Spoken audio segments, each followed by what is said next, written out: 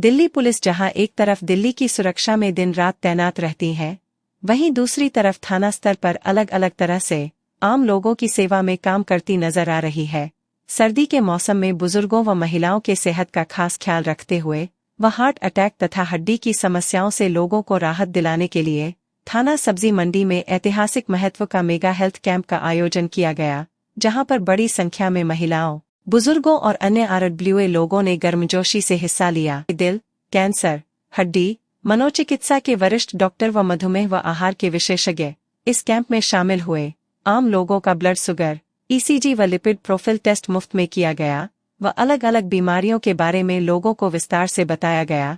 Singham SHO के नाम से मशहूर सब्जी मंडी इंस्पेक्टर राम मनोहर ने बताया कि इस कैंप का स्लोगन था, जागरूकता ही समाधान, स्वस्थ बनेगा हिंदुस्तान।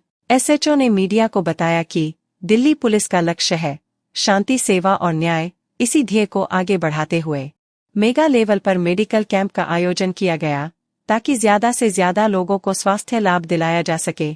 एसएचओ राम मनोहर मिश्रा के इस पहल का सब्जी मंडी, सदर बाजार, बाड़ा हिंदू राव और आसपास के इलाके के लोगों ने खूब फायदा उठाया। जिस उत्साह से लोगों ने कैंप में हिस्सा लिया, उससे स्पष्ट दिख रहा था कि थाने की पुलिस और आम जनता में काफी अच्छा तालमेल और विश्वास बना है। गौरतलब है कि एसएचओ पहले भी सब्जी मंडी थाना में अलग अलग तरीके से पुलिस और पब्लिक के संबंध को मजबूत बनाने के दरमियान अनेक कार्यक्रम आयोजित करते हुए आ रहे हैं। कभी स्वच्छता अभियान चलाकर, तो कभी बच्चों को प्रोत्साहित करके, तो कभी साल के आखिरी दिन शहीदों को श्रद्धांजलि देकर पुलिस पब्लिक संबंध को मजबूत करने में लगे हुए हैं। पुलिस द्वारा चलाए गए इन कदमों का स्थानीय आरडब्ल्यूए एवं आम लोगों ने खुले दिल से स्वागत कर रहे हैं। इस सुपरहिट यादगार कार्यक्रम में शामिल डॉक्टर की सूची में कविता त्यागी, रेणुका गुप्ता, डॉक्टर शशि भूषण गुप्ता, अंकुर गुप्ता व आहार विशेषज्ञ लावण्या शर्मा, दीप्ति शर्मा, सुनील शर्मा, बीएस राणा जैसे भारत भक्तों के अथक सहयोग के बल पर इस अनूठे कार्यक्रम के संयोजक एसएचओ राम मनोहर मिश्रा अपने उद्देश्य को प्राप्त करने में 100% कामयाब रहे। सर, आज एक जहां मेडिकल कैंप का आयोजन किया गया है, तो उस पर आप क्या कहेंगे? जी, मेडिकल कैंप हमने इस साल में पहला मेडिकल कैंप आयोजित किया है और इसका उद्देश्य ये था कि हमारे थाना क्षेत्र के रहने वाले लोगों को जो आम मेडिकल संबंधी कठिनाइयाँ आती हैं, जिनमें मेजर प्रॉब्लम बोन्स रिलेटेड है, हड्डियों से रिलेटेड, दिल्स की बीमारियाँ हैं, डायबिटीज़ हैं, डाइट से संबंधित इश्यूज हैं, तो हम अपनी डे टू डे मीटिंग में इन चीज़ों को डिस्कस करते थे। तो हमारे डीसीपी सर का विजन था कि हम थाने लेवल पे इस तरह के इवेंट्स करें, प्रोग्राम करें, जहां हम लोगों से जुड़ी हुई चीज़ों के बारे में उनको जागरूक किया जा सके। पुलिस का काम सुरक्षा देना है, वो हम 24/7 करते हैं, पर साथ में पुलिस और पब्लिक का सामंजस्य तब स्थापित हो सकता है जब हम पब्लिक ओरिएंटेड चीज़ों को भी अपनी वर्किंग में शामिल करें। और आज का कैंप उसी दिशा में एक उठाया गया कदम है और जो हमारे लोगों का आज उत्साह देखने को मिला, जो पार्टिसिपेशन है, वो बड़ा ही संतोषजनक रहा है, उत्साहवर्धक रहा है। तो आज का कैंप हमारा सफल रहा है और आगे भी हम इस तरह की कई इनिशिएटिव्स लेते रहेंगे। सर, इसके अलावा और आपकी पुलिस की क्या क्या योजनाएं अभी चल रही हैं? देखिए, अभी तो आज की डेट में जो पुलिस के लिए एक बहुत बड़ी जिम्मेदारी है, वो आने वाला हमारा गणतंत्र दिवस है, जिसकी तैयारी के लिए, जिससे संबंधित सावधानियों के लिए पुलिस ने ऑलरेडी स्टेप्स लेना शुरू कर दिया है। जो हमारे सीपी सर का, हमारे पुलिस हेडक्वार्टर का, डीसीपी सर का डायरेक्शंस है, वो थाना लेवल पे ऑन ग्राउंड हम लोग कर रहे हैं। जैसे बस की checking, tenant verification, servant verification, parking lots की चेकिंग, अननोन आदमियों को थाने लाके पूछताछ करना, उन वेरिफिकेशन करना, और साथ में प्रिवेंटिव मेजर्स जैसे पिकेट पे पुलिस की चेकिंग, पैदल गश्त करना, नाइट के टाइम पे गश्त को बढ़ाना। तो ये बहुत सारी चीज़ें हैं जो पुलिस कर रही हैं। आपने देखा भी होगा, कल से ही हमने अपने थाने लेवल पे भी इन चीज़ों को शुरू किया है और आने वाले दिनों में और इंटेंसिफाई करेंगे। जी, राम मनोहर जी, जो आपका काम है कहीं न कहीं सुरक्षा से जुड़ा हुआ है, लेकिन सुरक्षा के साथ स्वास्थ्य को जोड़ देना, ये स्थानीय लोग जो बातचीत में आप बता रहे हैं कि बहुत बड़ा अब तक का जो है रूपहला और सुनहरा क्रांतिकारी स्टेप है जो राम मनोहर मिश्रा जी को लिया गया। स्वस्थ समाज तभी बनेगा जब हम शरीर से मन से स्वस्थ हों। और पुलिस का, जैसा कि आपने कहा, बेसिक हमारा क्राइम जो रोल है वो क्राइम प्रिवेंशन का है। पर क्राइम प्रिवेंशन किसके लिए है? सोसाइटी से रिलेटेड ही तो है। हमारी सोसाइटी जितनी अच्छी होगी, जितनी सजग होगी, हमारे एफर्ट्स उतने कारगर सिद्ध होंगे। और एक स्वस्थ शरीर ही है जो स्वस्थ सोच को भी डेवलप करता है और स्वस्थ समाज को भी बनाता है। तो पुलिस का मेरे मतलब में, मेरी सोच में, पुलिस का अर्थ है सेवा, और सेवा किसी एक आयाम तक सीमित कभी नहीं हो सकता। सेवा के अलग अलग आयाम हैं, और दिल्ली पुलिस का जो कल्चर है, जो हमारे सीनियर ऑफिसर्स का डायरेक्शंस है अपनी दिल्ली के लिए, दिल्ली की जनता के लिए, वो यही है कि police as a whole society के बेनिफिट के लिए काम करे। और आज हेल्थ कैंप उसी दिशा में बढ़ाया गया एक कदम है।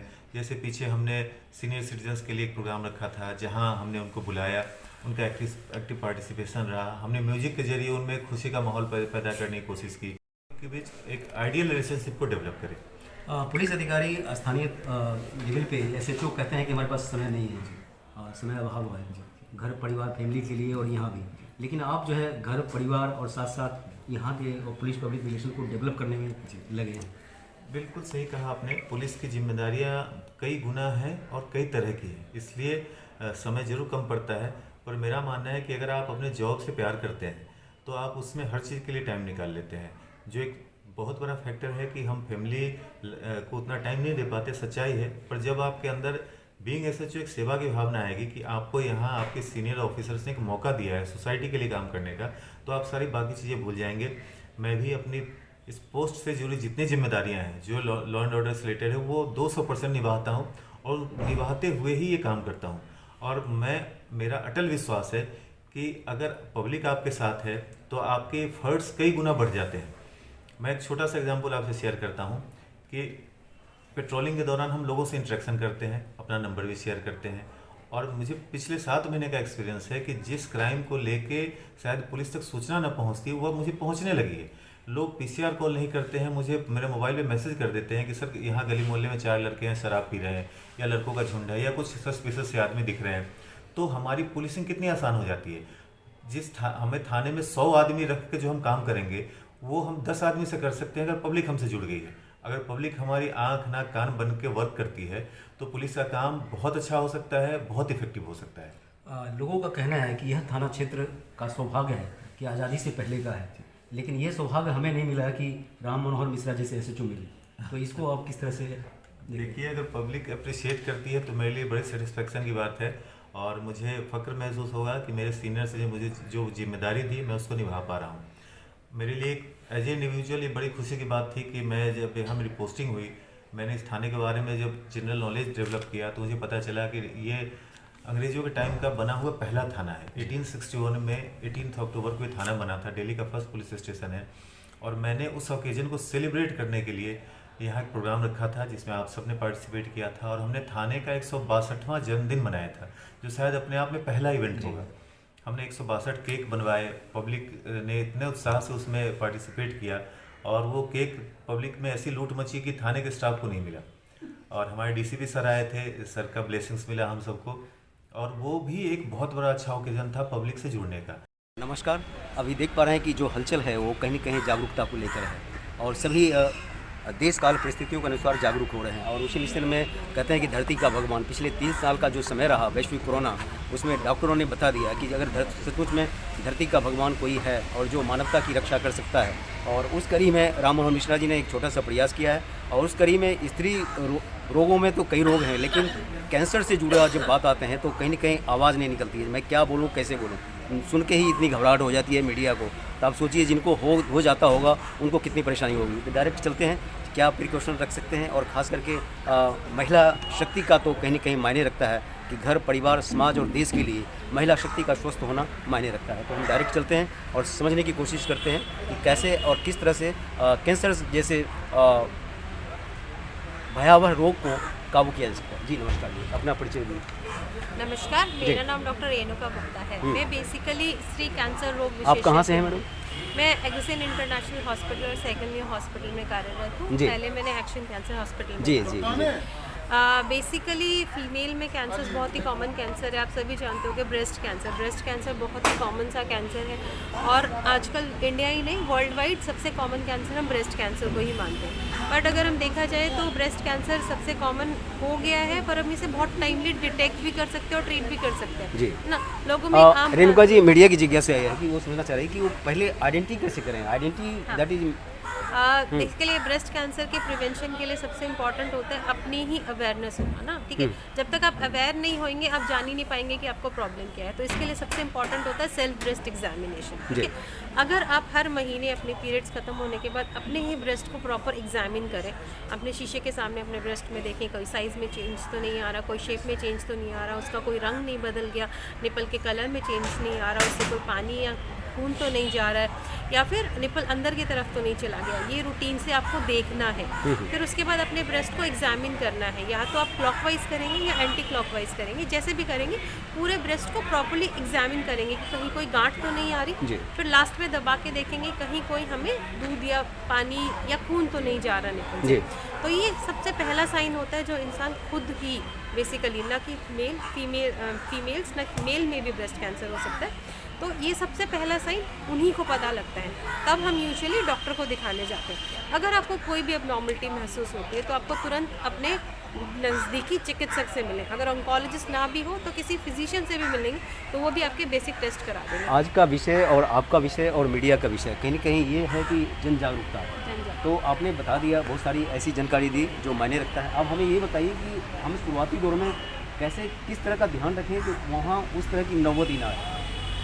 अगर आप चाहो कि आपको कैंसर से बचना है तो देखिए हर टाइप के कैंसर से बचना नामुमकिन है, पर कि हमारा खान पान ही अगर अच्छा होगा तो हमें कैंसर से बचने के लिए रोग में प्रतिरोधक क्षमता मिलेगी। सबसे इम्पॉर्टेंट है टोबैको, सभी बोलते हैं तंबाकू मत खाओ, सिगरेट मत पियो, अल्कोहल मत लो, बिकॉज ये तीनों चीज़ों में इतने सारे कैंसर के इंग्रेडिएंट्स होते हैं जो हमारी बॉडी में म्यूटेशंस करते हैं और हमारे कैंसर्स को इंक्रीज़ करते हैं। दूसरी इंपॉर्टेंट चीज़ आती है ओबेसिटी, बिकॉज आजकल हमारी लाइफस्टाइल में इतना चेंज आ चुका है, हम घूमते कम हैं, खाते ज़्यादा हैं, खाते भी हम जंक फूड खाते हैं। सो बेसिकली जो हम जंक खाते हैं, जो हम बहुत ज़्यादा बाहर का खाते हैं, उन सब चीज़ों से ओबेसिटी बढ़ती है। ओबेसिटी से हमारी बॉडी में कुछ कैंसर म्यूटेशंस भी होते हैं, जिसकी वजह से आजकल ब्रेस्ट कैंसर के इंसिडेंट्स बढ़े हैं, वो इवन एंडोमेट्रियम कैंसर यानी यूट्रस के कैंसर के जो इंसिडेंट शहरी महिलाओं में बढ़े हैं, उनके बढ़ने का सबसे ज़्यादा इंपॉर्टेंट कारण भी मोटापा ही है,